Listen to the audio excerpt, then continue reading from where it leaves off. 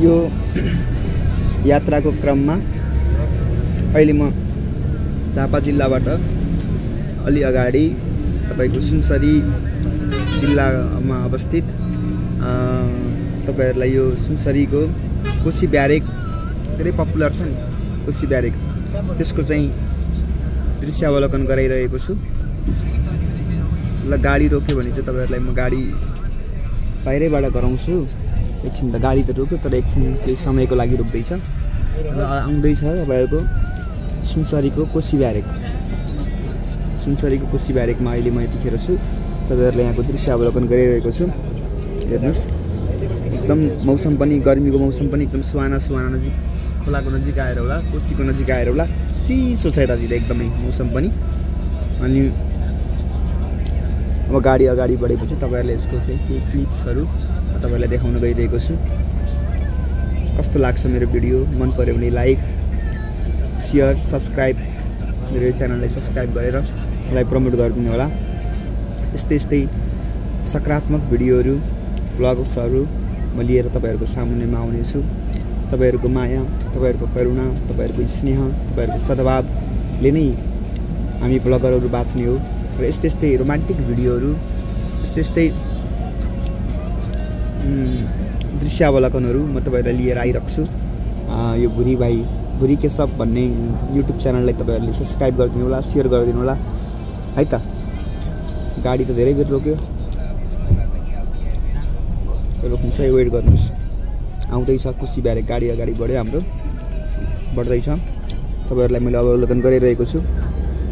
कति राम्रो झन्डा फरफराइरहेको छ कि कोशी ब्यारेकतिर गयो सप्तकोशी है त सुरु भयो। हेर्नुस् है कस्तो छ कति दिव्य छ त नेपालको खोला नाला 7 वटा चाहिँ नदी मिलेर बनेको यो सप्तकोशी अद्भुत दिव्य सुरम्य छ। हेर्नुस् है कस्तो लाग्यो तपाईहरुलाई। ल हेर्नुस् मलाई त अद्भुत लाग्यो यार अद्भुत दिव्य सुरम्य लागिरहेको छ। तपाईले सनसेट भइरहेको छ सनसेटको भिडियो आएन कि कस्तो दामी हेर्नु त Saptakoshi this is the wow sweet दिव्य छ। यसैको प्रतीक्षामा म धेरै बेरसम्म अघि नसुतिकन बसेँ गाडीमा पनि। अहिले आनन्द लागिरहेको छ यो दृश्य अवलोकन गर्न। यो पुरै 54 वटा ढोका छ। यो 54 वटा ढोका खुल्यो भने पुरै बिहार डुब्ने त्यस्तो सिस्टम छ यहाँ चाहिँ।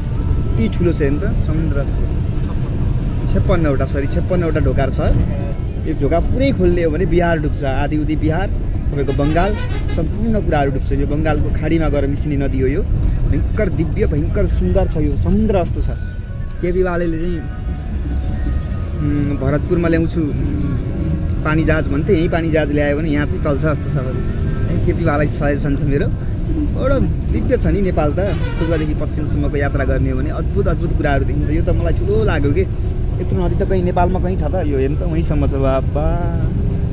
ल हेर्नुस् गाडीबाटै तपाईहरुलाई अवलोकन गरिरहेको छु है त। एक लाइक एक शेयर त पक्का दिनुहुन्छ तपाईहरुले मलाई थाहा छ। भित्री मनले त्यस्तो भनिरहेको छ। तपाईहरु पनि त्यति धेरै छुच्चो हुनुहुन्न है त। पुरै देखाउँछु तपाईहरुलाई यो भिडियो। हेर्नुस् है कस्तो लागिरहेको छ। यता पनि देखाउँ है। ल हेर्नुस् कति टाढा छ कति टाढा।